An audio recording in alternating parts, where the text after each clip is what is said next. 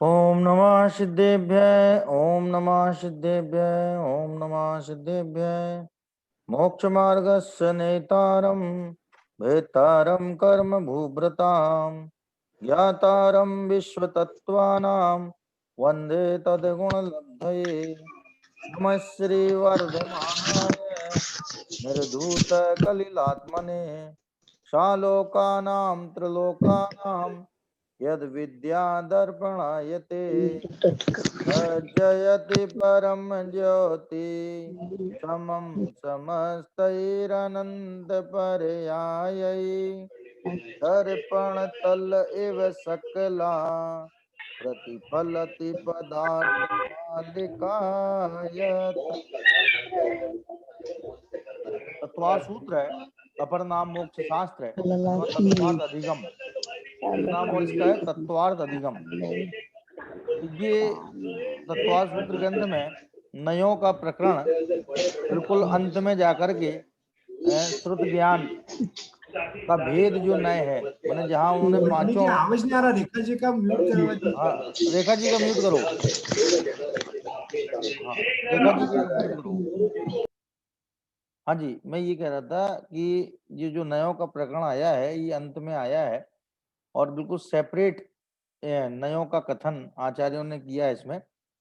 और इसी के आधार पर, माने इसी सूत्र के आधार पर जो है परवर्ती आचार्यों ने और परवर्ती विद्वानों ने नयों का विस्तृत चित्रण किया है। माने मूल रूप से देखा जाए तो नयों का वर्णन जो है इस ग्रंथ के पहले देखने में प्राय दुर्लभ ही आता है। और इस ग्रंथ में जो है द्रव्यार्थिक और पर्यायार्थिक नय के जो मूल भेद हैं जिनका उल्लेख इसमें किया है, शुरू के 3 नय जो हैं वो द्रव्यार्थिक नय हैं और बाद के 4 नय वो पर्यायार्थिक नय हैं। द्रव्यार्थिक और पर्यायार्थिक का मतलब ये है कि जो नय द्रव्य को विषय करे वो द्रव्यार्थिक नय, और जो विषय पर्याय को विषय करे, पर्याय को जाने, माने जिसका विषय पर्याय है वो पर्यायार्थिक नय, और जिसका विषय द्रव्य है वो द्रव्यार्थिक नय है। अर्थ माने प्रयोजनम, क्या द्रव्यम अर्थम प्रयोजनम अस्ति असो व द्रव्यार्थिका, कि जिसका द्रव्य ही अर्थ है या प्रयोजन है उसका नाम द्रव्यार्थिक है, और जिसका पर्याय, पर्याय को जानना प्रयोजन है या अर्थ है वो उसका नाम पर्यायार्थिक नय है। तो इसमें जो अपनी कल चर्चा चल रही थी कि नैगम नय सबसे पहला नय है जो सत और असत दोनों को विषय करता है। नैगम नय क्या है कि सत और असत दोनों को विषय करता है। न एकम गम्यति, काल अपेक्षा विचार करें तो भूतकालवर्ती, वर्तमान कालवर्ती और भविष्य कालवर्ती, ऐसे काल की अपेक्षा नैगम नय के 3 भेद होते हैं। और पदार्थ की अपेक्षा विचार करें तो सत और असत दोनों जिसके विषय हैं, माने समस्त सत्तात्मक पदार्थों को तो विषय करता ही है, और जो मानसजन्य है ज्ञान में उत्पन्न होने वाली असत कल्पनाएं हैं उन असत कल्पनाओं को भी ये विषय करता है नैगम नय। इसलिए सबसे बड़ा नय है। नैगम नय का पेट बहुत बड़ा है जिसमें सत तो समाता ही है, असत भी समा जाता है, इसलिए नैगम नय सबसे बड़ा है। अब नैगम नय माने ये जो इनके क्रम है ना, ये क्रम वे विषयों के डिसेंडिंग ऑर्डर के हिसाब से हैं।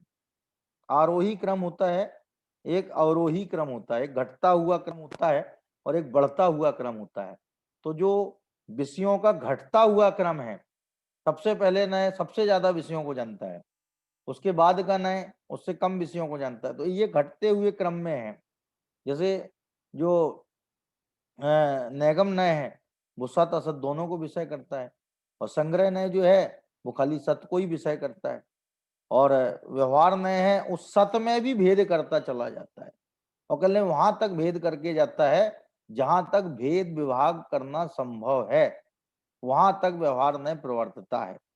माने स्कंद से भेद करना चालू करेगा तो परमाणु तक भेद करता चला जाएगा, और विधि पूर्वक। जैसे मान लो तत्वा सूत्र में इसी ग्रंथ में जो है दिया है कि जीव कितने प्रकार के, तो पहला भेद किया संसारणो मुक्ताश्च, जीव 2 प्रकार के हैं, संसारी जीव मुक्त जीव। फिर बाद में कहा संसारणस्त्र स्थावरा, संसारी जीव त्रस और स्थावर के भेद से हैं क्या। और फिर अब संसारियों के भेद करते चलेगा। अब ये आप सोच लीजिए कि मान लो वो सूत्र जो है संसारणो त्रस स्थावरा संसारणो मुक्ताश्च, ये जो सूत्र है, इस सूत्र का ही पूरा का पूरा विस्तार 9 अध्याय तक गया है। कहां तक गया है? घबराया मुक्त बाई को तो देखो, हम बाई को तो देखो कि कैसी मतलब। हाँ जी संगीता जी तभी कैसे? होता 19-20 से कितना घबराने लगती जरा।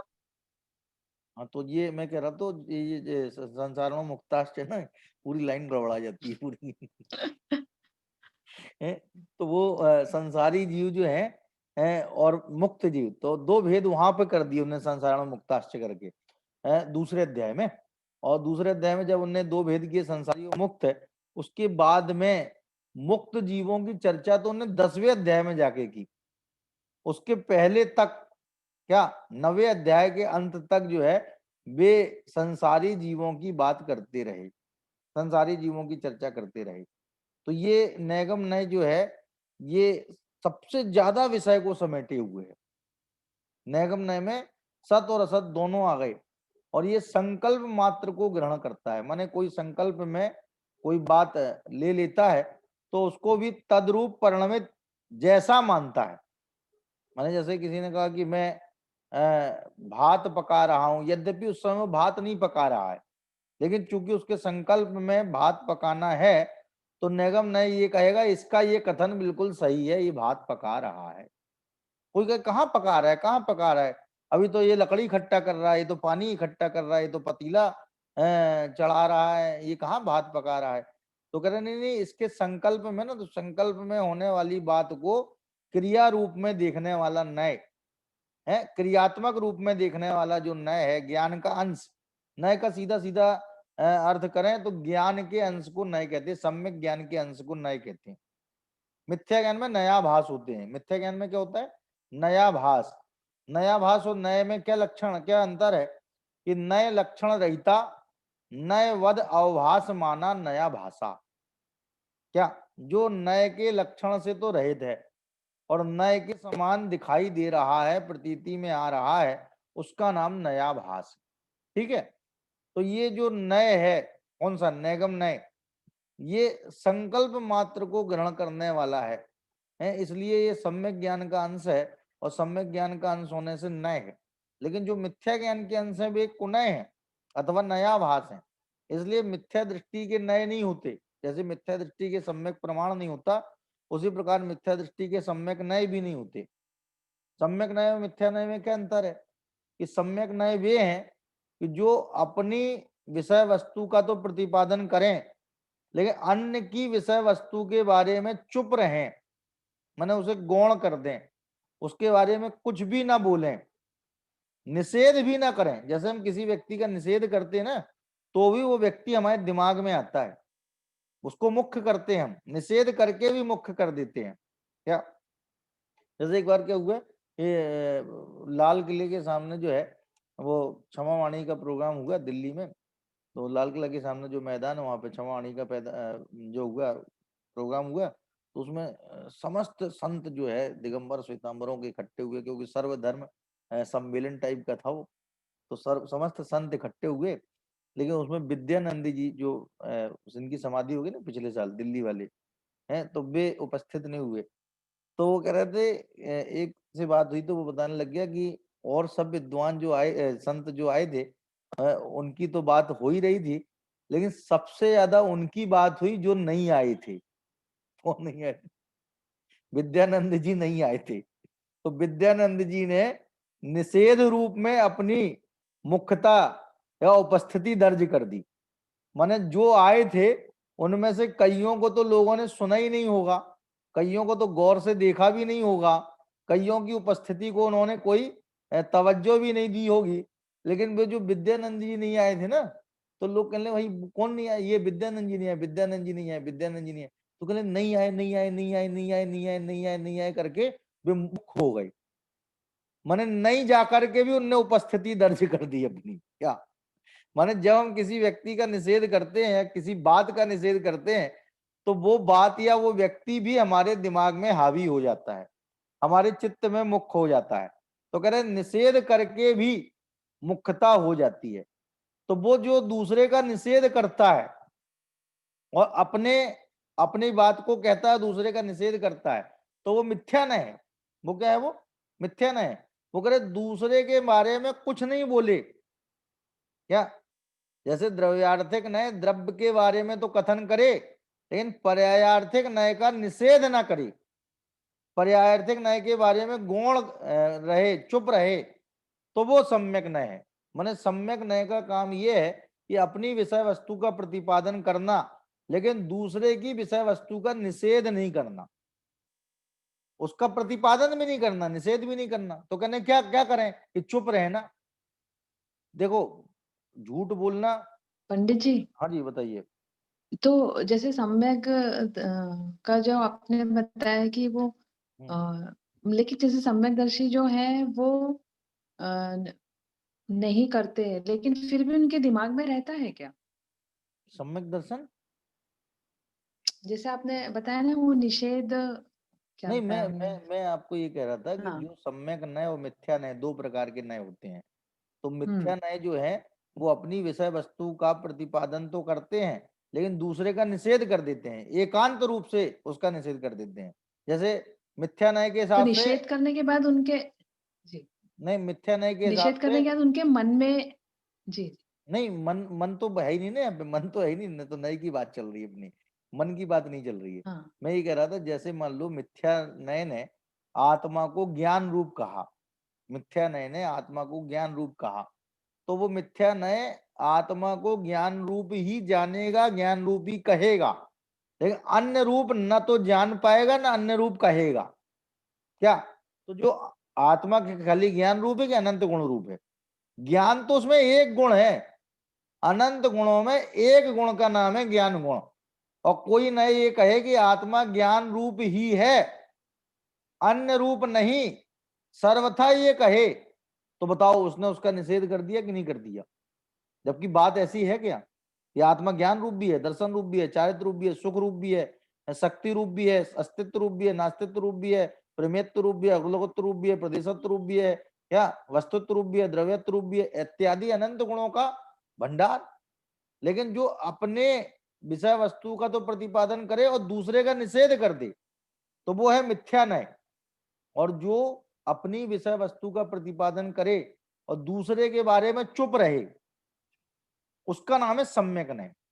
जैसे कि आत्मा ज्ञान रूप ही है, क्या ये जो है ज्ञान के अपेक्षा से किया गया कथन है, लेकिन इसने दर्शन पने का निषेध नहीं किया है, चारित्र पने का निषेध नहीं किया है, सुख पने का, शक्ति पने का निषेध नहीं किया है। यदि निषेध कर दे तो वो नय मिथ्या हो जाएगा, और गौण कर दे तो सम्यक रहेगा। गौण करने का सीधा सा आशय ये है कि उसके बारे में चुप रहना। No comment is best comment. कुछ नहीं बोलना सबसे बढ़िया बोलना है। क्या? एक जगह लिखा था, यदि बोलना समस्या है, यदि बोलना समस्या है तो मौन समाधान है। क्या लिखा था? यदि बोलना समस्या है तो मौन समाधान है। भाई जब मौन रह जाने से न जाने कितने काम हो जाते हैं, हो जाते नहीं हो जाते हैं।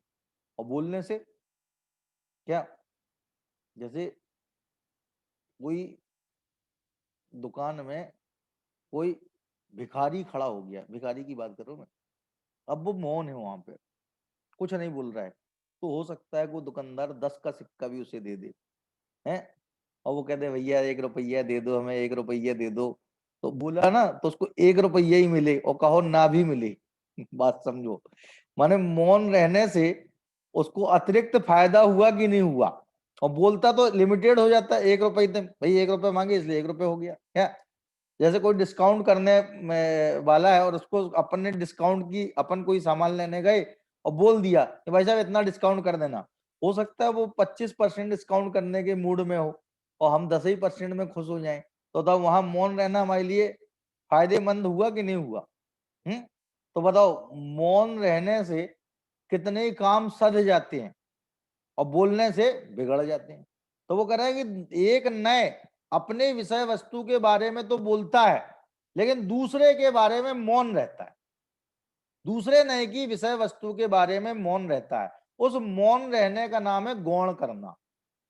किसी व्यक्ति का हम निषेध भी न करें क्या, और प्रतिपादन भी न करें, तो समझो हमने उसको नजरअंदाज किया, नजरों से उतार दिया।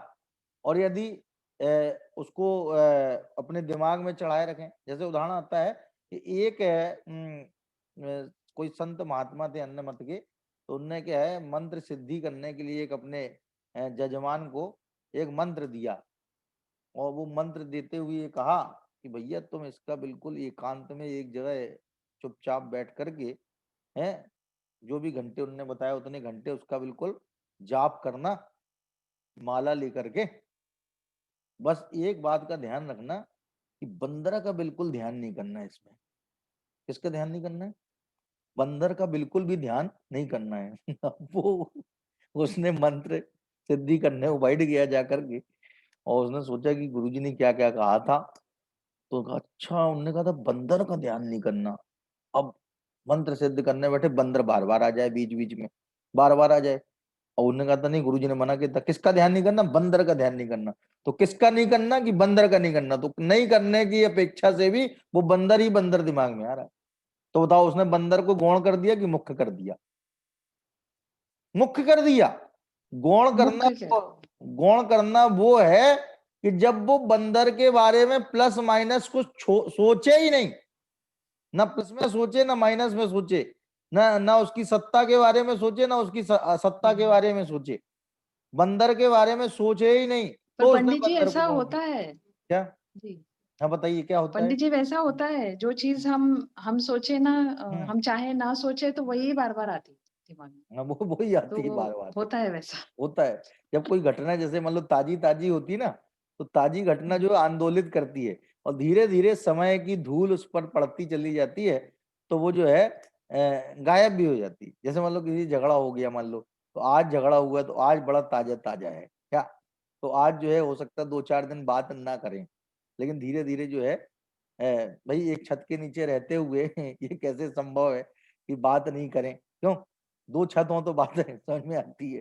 तो वो कसाय भी गलती है ना धीरे धीरे। भाई कसाय का स्वरूप क्या है कि वो एक सी नहीं रहती, वो बदलती रहती है। कसाय क्या है? बदलती रहती है। माने अपन अपना जो कसायों का चश्मा है वो निरंतर परिणमनशील है, निरंतर बदलने वाला है।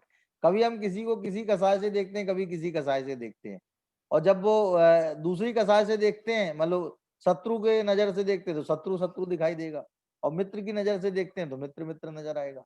तो वो घटना जो ताजी होती है वो दिमाग में आती है, जहन में आती है, और जब वो बासी हो जाती है तो दिमाग से आउट हो जाती है। तो वो कह रहा है कि यदि हमने उसको निषेध रूप से भी अपने चित्त में घर कर दिया है, बैठा लिया है, तो भी उसको गौण नहीं किया, मुख्य कर दिया। जबकि नयों की पद्धति है मुख्य गौण करने की पद्धति। नयों की जानने की पद्धति कैसी है? मुख्य गौण करने की जानने की पद्धति है कि अपने विषय को तो मुख्य करना और दूसरे के विषय को गौण करना। निषेध कर दिया क्या, तो भी वो वस्तु मुख्य हो जाएगी। इसलिए निषेध का भी निषेध है। नयों के संदर्भ में किसी अन्य विषय वस्तु के निषेध का निषेध है, माने उसका यहाँ पर परिहार है। किस बात का परिहार है? कि उस पदार्थ को विषयभूत नहीं बनाना है, ना प्लस में बनाना है ना माइनस में बनाना है। तो ये सब नयों में ये बात घटेगी। नयों का ये कॉमन स्वरूप है। कॉमन स्वरूप माने सामान्य स्वरूप है जो सब नयों में पाया जाता है। जैसे नैगम नय जो है वो अपनी विषय वस्तु के बारे में कहेगा, संग्रह नय के बारे में कुछ नहीं कहेगा। संग्रह नय की विषय वस्तु के बारे में कुछ नहीं कहेगा, व्यवहार नय की विषय वस्तु के बारे में कुछ नहीं कहेगा। तो नैगम नय क्या है कि संकल्प ग्रहण करना, संकल्प को जानना, ये नैगम नय का विषय है। और इसमें उदाहरण दिया ईंधन और जल आदि के लाने में लगे हुए, जो ईंधन और जल आदि के लाने में लगे हुए पुरुष का कहना कि मैं भात पका रहा हूं क्या, तो उसका ये कथन नैगम नय से सही है क्या, उसका तो ये कथन नैगम नय से सही है। और जो उसे जान रहा है, इस रूप में जान रहा है कि हाँ ये भात पका रहा है, उसका ये ज्ञान नैगम्य से सही है। क्या उसमें तो कथन और ज्ञान दोनों ही आ जाएंगे, जो कह रहा है वो जानता तो है ही, माने उसका ज्ञान और कथन नैगम्य से सही है, और जो सुन रहा है उसका वो श्रवण रूप ज्ञान, सुनने रूप जो ज्ञान है वो भी नैगम्य से सही है। माने ना वो गलत सुन रहा है और ना वो गलत कह रहा है, उसकी अपेक्षा मात्र इतनी है कि वो जस्ट इमीडिएट जो है वो भात पकाने वाला है, इसलिए उसके पहले वो ये कह रहा है कि मैं भात पका रहा हूं। क्या होने वाली क्रिया को वर्तमान में हो रही है ऐसा कहने का विधान है, ये लोक में विधान है। बहुत सारे काम जो हैं हम करने जाने वाले हैं, करने वाले हैं वर्तमान में, बिल्कुल एट द टाइम नहीं कर रहे उस काम को। क्या लेकिन हम कहते हैं कि भैया हम करने वाले हैं, हम कर रहे हैं, इस काम को हम कर रहे हैं। तो वो कोई पूछे कर कहाँ रहे हो, तुम बोल रहे हो खाली, तो कहते नहीं, हमारी पूरी की पूरी संकल्प, पूरा का पूरा संकल्प, पूरी भावना इस बात में है कि भाई मैं करने जा रहा हूं। तो संकल्प मात्र को सत्य रूप से ग्रहण करने वाला नय है, वो नैगम्य है। और संग्रह नय में जाति के विरोध बिना, जाति के विरोध बिना समस्त पदार्थों को इकट्ठा ग्रहण करना। क्या जाति का विरोध, जैसे मान लो जीव जाति, उद्गल जाति, धर्म जाति, अधर्म जाति, आकाश जाति, काल जाति। जाति अपेक्षा द्रव्य 6 है। जाति अपेक्षा कितने हैं? प्रकार अपेक्षा बोलो या जाति अपेक्षा बोलो, बात एक ही है। और संख्या अपेक्षा अनंतानंत है। इस 3 लोकमय विश्व में, अलोकाकाश की बात नहीं कर रहे, 3 लोकमय विश्व में जाति अपेक्षा 6 द्रव्य पाए जाते हैं। एक जीव जाति के है, एक पुद्गल जाति के, एक धर्म जाति का द्रव्य है, एक अधर्म जाति का द्रव्य है, एक आकाश जाति का द्रव्य है, और असंख्यात काल जाति के द्रव्य हैं। और टोटल मिला लो तो वे अनंत हैं। तो इनके विरोध बिना, जाति के विरोध बिना, माने इनमें कोई विरोध ना आए, ऐसा कोई कॉमन फैक्टर ढूंढो इनमें जो सभी द्रव्यों में पाया जाता हो। कोई ना कोई बात तो होगी जो इनमें कॉमन है, तो कहते हैं उस कॉमन बात का नाम है सत। क्या सभी द्रव्य सत्ता संपन्न है, अनादि अनंत हैं। ये चाहे वो एक इत्तू सा अणु हो, है जरा छोटा सा अदना सा परमाणु हो, कालाणु हो, और चाहे बृहद आकार का आकाश हो। आकाश से बड़ा कोई द्रव्य नहीं है, परमाणु से छोटा कोई द्रव्य नहीं है। एक प्रदेशी द्रव्य है परमाणु, एक प्रदेशी है कालाणु, और अनंतानंत प्रदेशी है आकाश द्रव्य। लेकिन दोनों में क्या चीज कॉमन है कि दोनों ही के दोनों सत्य हैं। आकाश भी अनादि अनंत रहेगा, अनादि से अनंत काल तक रहेगा, और परमाणु भी अनादि से अनंत काल तक रहेगा। इसलिए परमाणु और आकाश में जो कॉमन फैक्टर है, उस आधार पर सभी द्रव्यों को एक बताए, उसका नाम है सत। तो सत कह देने से सारे द्रव्य समाहित हो गए, इसका नाम है संग्रह नय। संग्रह नय जो है सभी का संग्रह करता है, और जो सभी का संग्रह करे वही शुद्ध संग्रह नय है, और जो सभी का संग्रह न करे, कुछ का संग्रह करे, कुछ को छोड़ दे, वो अशुद्ध संग्रह नय है। जैसे जीव, जीव कहा तो अजीव सारे छूट गए, अजीव कहा तो जीव सारे छूट गए, उद्गल कहा तो 5 द्रव्य छूट गए, धर्म कहा तो 5 द्रव्य, अधर्म कहा तो 5 द्रव्य। तो इस तरह से जो सभी का संग्रह न करे, 2 का करे, जैसे अमूर्तिक कह दिया तो अमूर्तिक ने 5 का संग्रह किया। अमूर्तिक द्रव्य कितने हैं विश्व में? 5। जीव, धर्म, अधर्म, आकाश, काल, ये सब अमूर्तिक है। पुद्गल अमूर्तिक नहीं है, पुद्गल मूर्तिक है। तो अमूर्तिक कहना ये संग्रह नय है। क्या ये संग्रह नय वाची शब्द है? कौन सा? अमूर्तिक। संग्रह नय को बताने वाला शब्द है। अमूर्तिक कहते ही साथ 5 द्रव्य आ गए, मूर्तिक कहते साथ ही अनंतानंत द्रव्य आ गए। अनंतानंत पुद्गल जो मूर्तिक हैं वे सारे के सारे संग्रहित हो गए। तो संग्रह नय जो है सबको संग्रह करने का काम करता है। और व्यवहार नय क्या है कि संग्रह नय ने जो ग्रहण किया है उसको विधि पूर्वक भेद करते चले जाना। क्या जैसे मान लो बाजार से इकट्ठा सामान ले आए, क्या जब इकट्ठा सामान ले आए तो जिस बैग में वो सामान लाए थे वो बैग कहलाएगा संग्रह नय। उस बैग का नाम क्या है? संग्रह नय। फिर वहां से निकाल करके है जहां उसे जमाना है, जहां उसे जचाना है, जहां उसे रखना है, उस सामान को एक एक करके जो जिसका स्थान मुकर्रर है, नक्की है, उस स्थान पे वो सामान रख दिया गया। तो ये समझो व्यवहार नय हो गया। ये क्या हो गया? व्यवहार नय। व्यवहार नय ने संग्रह नय के द्वारा विषय भूत ग्रहण की गई वस्तु को ही उसमें भेद कर दिया। अब व्यवहार नय कहेगा कि भाई ये सामान यहाँ धरो, ये वाला यहाँ धरो, ये वाला यहाँ धरो।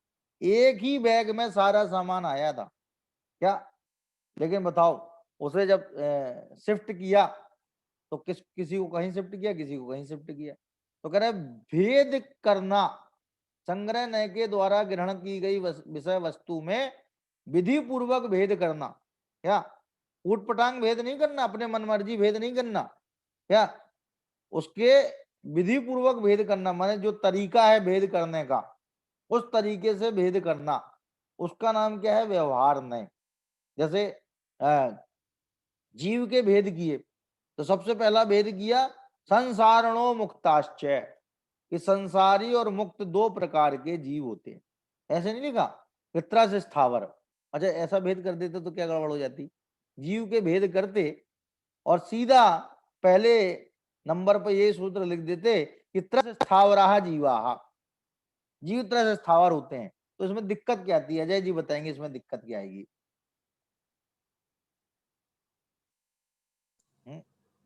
पंडित जी फिर से रिपीट कीजिए। फिर से रिपीट करता हूं।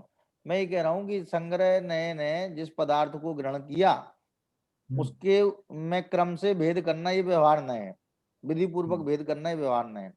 तो जैसे अपन उदाहरण के लिए समझें कि जीव शब्द से सारे जीव आ गए। जीव शब्द बोला तो कौन सा जीव छूट गया? सभी आगे। सभी आ गए ना, सब आ गए। अब इसमें व्यवहार नय घटाना है अपने को जीव में, माने इनके भेद करने हैं। तो भेद करने के लिए अपन ने क्या किया कि जीव के साथ दो भेद होते हैं, एक त्रस एक स्थावर। तो ऐसा यदि अपन भेद करेंगे तो इसमें क्या दिक्कत है? नहीं पता पंडित। पंडित जी मैं दिक्कत बताऊं? हाँ हाँ बताइए बताइए भाई बताइए, बड़ी खुशी होगी। त्रस त्रस और स्थावर जो भेद है वो इंद्रियों की अपेक्षा है। अच्छा मतलब जीव के अपेक्षा नहीं है। मतलब वो इंद्रिया जैसे त्रस के 1 2 3 4 5 इंद्रिया और फिर संगी वर्तंगी, और स्थावर के 1 इंद्रिय, ऐसी अपेक्षा है। तो अच्छा, ये तो आपने उसमें हमें अपेक्षावादी, दिक्कत क्या है? दिक्कत बताइए इसमें। ये तो आपने अपेक्षा बता दी तरह से तो फिर सिद्ध कहाँ जाएंगे फिर? क्योंकि ये दिक्कत है। ये जो सिद्ध बाद में कहाँ आपने कही जाएंगे? ना बात, सिद्ध कहाँ जाएंगे भाई साहब? त्रस में तो अनंत तक आ जाएंगे सब। 4 परमेष्ठी त्रस हैं, अनंत, आचार, उपाध्याय और साधु।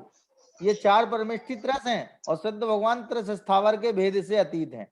तो बताओ यदि हमने जीव के ऐसे भेद किए, कौन से भेद किए? त्रस स्थावर बाद में किए उनने, लेकिन क्रम से सबसे पहले ये भेद कर देते तो दिक्कत ये होती सिद्ध सारे छूट जाते। भेद आप कर रहे हो, 2 भेद में सारे जीवों को लेना है, तो भाई साहब सिद्धों को आप छोड़ कैसे सकते हो फिर? इसलिए उन्होंने 2 भेद किए, संसारी और मुक्त, और उन्हीं 2 भेदों में सारे सिद्ध भी आ गए, सारे संसारी भी आ गए। अब बताओ ये जो व्यवहार नय को विधि पूर्वक, जो शब्द लिखा ना विधि पूर्वक, इस विधि पूर्वक का अर्थ समझना है अपने को। विधि पूर्वक का मतलब क्या? एक सिस्टमैटिक तरीके से भेद करना। सिस्टम ये है कि त्रस स्थावर के भेद जब किए जाएंगे वो संसारी के भेद होंगे। तो पहले कौन से भेद करने हैं कि संसारी और मुक्त, पहले मोटे मोटे 2 भेद करो। जीव शब्द से सारे जीव भले ही आ गए हों और व्यवहार नय उनमें भेद करने चला है, तो वो सिस्टमैटिक भेद करेगा, एक सीरियल वाइज भेद करेगा, सीरियल तोड़ के भेद नहीं करेगा। और सीरियल वाइज भेद किया कि सबसे पहले भेद कर दिया संसारी और मुक्त। भाई साहब यदि ऐसा भेद नहीं करते ना तो मुक्त जीव तो छूटे ही जाते फिर। क्या? फिर बाद में उनने संसारी मुक्त लिख दिया तो संसारी शब्द चूंकि पहले आया था तो उसी के भेदों में फिर वे चले गए। मुक्त के भेदों को तो उन्होंने 10वें अध्याय में जाके स्पष्ट किया। क्या? और संसारी के भेद संसारण त्रस स्थावरा, संसारण त्रस स्थावरा, कि संसारी जीव त्रस और स्थावर दो प्रकार के हैं। फिर लिखा द्वि इंद्रियादयः त्रसा, द्वि इंद्रियादि त्रस है। और पृथिव्यप्तेयो वायु वनस्पतया स्थावरा, की पृथ्वी जल अग्नि है, वायु और वनस्पति ये जो है स्थावर है। तो माने भेद में भी एक क्रमिक विकास दिखाई दे रहा है। ऐसा नहीं कि भेद है तो आप किसी को भी किसी में भी लगा दो। क्या जैसे मान लो इंजीनियर होते हैं, हार्डवेयर के इंजीनियर होते हैं, किसी भी चीज का हार्डवेयर लो, कंप्यूटर का थोड़ी, सभी चीजों का हार्डवेयर होते हैं। क्या कोई मशीन है, मशीन का हार्डवेयर है, तो उसका कोई इंजीनियर है, तो वो ये कर सकता है कि कोई भी पार्ट कहीं भी लगा दे, कि है तो इसी मशीन का, कहीं भी लगा दो, क्या दिक्कत है तो इसी। भाई साहब वो उसकी जगह नक्की है कि वो पार्ट वहीं पर लगेगा कि दूसरी जगह लगा दो। क्या ये साहब वो एक इनकी आंख खराब हो गई है ना, तो क्या करो कि साहब ये कान को तो यहाँ शिफ्ट कर दो, आंख को वहां शिफ्ट कर दो।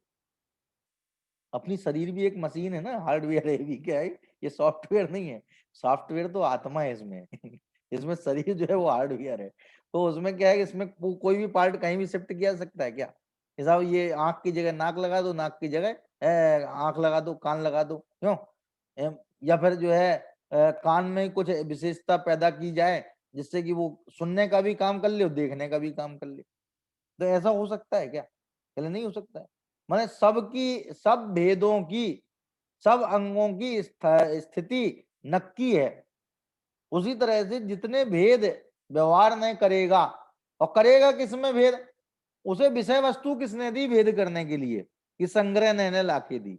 संग्रह ने ला करके, जैसे गृह स्वामी ने ला करके गृह स्वामिनी को सामान ला करके दे दिया, पूरे बैग में सामान ला के दे दिया।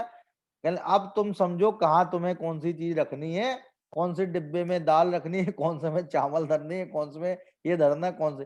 तो भेद करना तुम्हारा काम है, संग्रह करना मेरा काम है। तो संग्रह करके उसने सामान लाके दे दिया। अब व्यवहार ने उसी सामान में भेद करेगा जो सामान संग्रह ने लाके दिया था। माने संग्रह ने के द्वारा ग्रहण की गई विषय वस्तु में वहां तक भेद करते चले जाना जहां तक भेद करना संभव है। और जब भेद खत्म हो जाएगा, जैसे परमाणु तक पहुंच गए, तो परमाणु का तो कोई भेद हो ही नहीं सकता है, तो वहां तक भेद करेगा कौन? व्यवहार ने। तो कह रहे विधि पूर्वक पदार्थों के भेद को ग्रहण करना ये व्यवहार ने का काम है।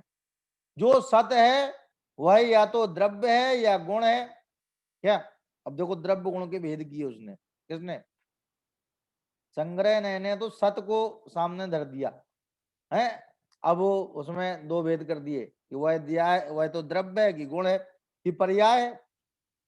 क्या भाई गुण पर्यायवद द्रव्यम, ये जो लिखा है ना इसमें, इस में जो दिखाई दे रहा है आप लोगों को, ये उसी का अनुवाद है समझो। गुण पर्यायवद द्रव्यम, तो गुण और पर्याय वाला द्रव्य होता है। तो कह रहे वो द्रव्य है कि गुण है कि पर्याय है। कह रहे जो द्रव्य है वह तो जीव द्रव्य है या जीव द्रव्य है। अब जैसे द्रव्य की बात करें तो द्रव्य की बात में जीव है कि अजीब है। अब भेद करते चले जाओ, पहले द्रव्य गुण पर्याय के भेद कर दिए, सत्य के 3 भेद कर दिए, द्रव्य गुण पर्याय। फिर द्रव्य के भेद करेंगे, ये द्रव्य में कौन कौन से द्रव्य आएंगे साहब? ये जीव आएगा, पुद्गल आएगा, धर्म धर्म आकाश काल, तो ये द्रव्य के भेद हो गए। फिर गुणों के भेद, तो कहने प्रत्येक द्रव्य के अलग अलग गुण हैं, सामान्य गुण है, विशेष गुण है। सामान्य गुण जो है वो सभी द्रव्यों में है, विशेष गुण अपने अपने पर्टिकुलर द्रव्यों में है। वैशिष्ट संपन्न द्रव्य गुण है, जैसे ज्ञान दर्शन सुख चारित्र आदि ये जीव द्रव्य के विशेष गुण है, और स्पर्श रस गंध वर्ण आदि ये पुद्गल द्रव्य के विशेष गुण है। तो ये गुणों के भेद हो गए। फिर पर्यायों की बात चलेगी, तो पर्यायों की अपेक्षा भेद करना, माने ये व्यवहार ने सिर्फ भेद करने का काम करता है। और किसमें भेद करने का काम करता है? संग्रह नय के द्वारा ग्रहण किए गए पदार्थों में। अब यहाँ एक प्रश्न उत्पन्न हो सकता है और होना भी चाहिए कि भाई साहब ये व्यवहार ने पर्याय को भी तो ग्रहण कर रहा है, तो इसको आपने द्रव्यार्थिक नय में कैसे ले लिया? लेकिन भाई साहब ये द्रव्य को देख रहा है। किसको देख रहा है? द्रव्य को देख रहा है, पर्याय की नजर से द्रव्य को देख रहा है। इसलिए ये द्रव्यार्थक नय है। पर्याय को देखे तो ये पर्यायार्थक नय हो जाएगा, लेकिन देख किसको रहा है? ये द्रव्य को। देखो निगाह द्रव्य पे टिकी है तो वो निगाह द्रव्यार्थक नय है, वो नजर, वो दृष्टि द्रव्यार्थक नय है। और वही दृष्टि पर्याय पर टिक जाए तो पर्यायार्थक नय हो जाएगा। तो ये भले ही पर्याय के माध्यम से, भेद के माध्यम से देख रहा है, लेकिन देख तो द्रव्य को रहा है, जीव, पुद्गल, धर्म, अधर्म, आकाश, काल। इसलिए ये द्रव्यार्थक नय के भेद में आएगा। कौन? व्यवहार नय। तो कौन कौन से नय हो गए? नैगम नय है, संग्रह नय और व्यवहार नय। हाँ जी, कोई प्रश्न है इस बारे में?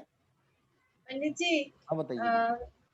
मैं पूछ रही थी कि ये इतने सारे नए के भेद है, पर हमें तो मतलब जैसे मैं अपने लिए सोचूं तो मुझे तो लगता नहीं कि हम कभी कोई भी बात जिनवाणी में पढ़ेंगे तो इतने सारे नए लगा के पढ़ पाएंगे। मतलब कोई भी बात कैसी भी सोचे तब भी हम ये नए लगा के तो नहीं करते, क्या फायदा हमारे से? मतलब नहीं नहीं, ऐसा है पढ़े जी, ऐसा ना आपको नए लगाना नहीं, वहां लगे हुए हैं पहले से, अपने को लगाना थोड़ी नए, वहां तो जब नए हमें लगे समझ हुए में हैं तो भाई, वहां और वो नए लगे हमें हैं।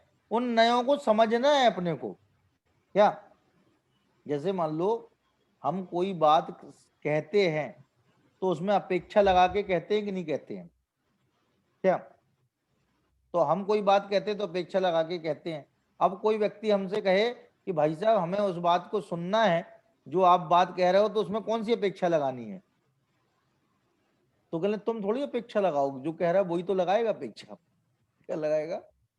माने जो कहने वाला है वो अपेक्षा। इसलिए इसलिए हमेशा वक्ता के अभिप्राय को नहीं कहा जाता है, श्रोता के अभिप्राय को नहीं कहा जाता है। माने वक्ता जिस अपेक्षा से कह रहा है उस अपेक्षा को हमें समझना है, हमें अपनी अपेक्षा नहीं लगानी है। जैसे मीनल जी ने कहा ना कि हम कौन सी अपेक्षा लगाएंगे उसमें, तो कहले हमें लगानी थोड़ी, वो उसमें अपेक्षा लगी है, लेकिन उस अपेक्षा को खाली समझना है हमें। और समझने के लिए नयों का ज्ञान जरूरी है, समझने के लिए नयों का ज्ञान जरूरी है। देखो हर व्यक्ति के बोलने की स्टाइल होती है, और आचार्यों के बोलने की स्टाइल का नाम है नय। क्या? आचार्यों के बोलने की स्टाइल का नाम है नय। जैसे मान लो कोई व्यक्ति महा झूठा लाल है और सबको पता है कि हर बात झूठ बोलता ही है, वो उस व्यक्ति की स्टाइल लोगों ने समझ ली, तो बताओ उसकी बात पर जब भी वो कोई बात बोलता है तो लोग समझ जाते हैं ना कि भैया इसमें 10% तो सही है। क्या? और बाकी 90% इसने मिलावट की है, ऊपर से मिलाई है, लीपा पोती करके लाया है इस बात को। तो बताओ उसकी स्टाइल जब वो समझ जाते हैं तो बताओ उसके कथन में उन्हें कोई शंका या फिर तर्क वितर्क करने की जरूरत रह जाती है, क्योंकि स्टाइल समझ गए। तो यदि हमने आचार्यों के कथन की स्टाइल समझ ली कि वो किस अपेक्षा से बात कह रहे हैं, तो समझो हमने उनकी नयवाद को समझ लिया। इसलिए अपेक्षा को समझना बहुत जरूरी है, नहीं तो आचार्यों के कथन के मर्म को नहीं समझ पाएंगे। क्या?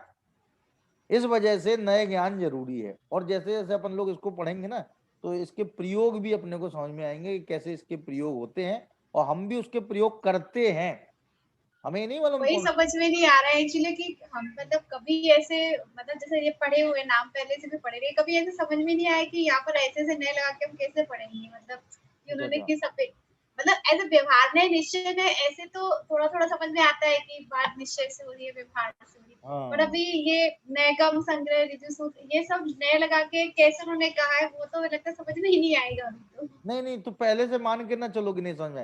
एक तो है ना, ये रोते जाओ तो मरे की खबर लाओ। लोग कहते भी हैं कि रोते जाओगे तो मरे की खबर लाओगे, कि भैया पहले से नहीं तय कर लो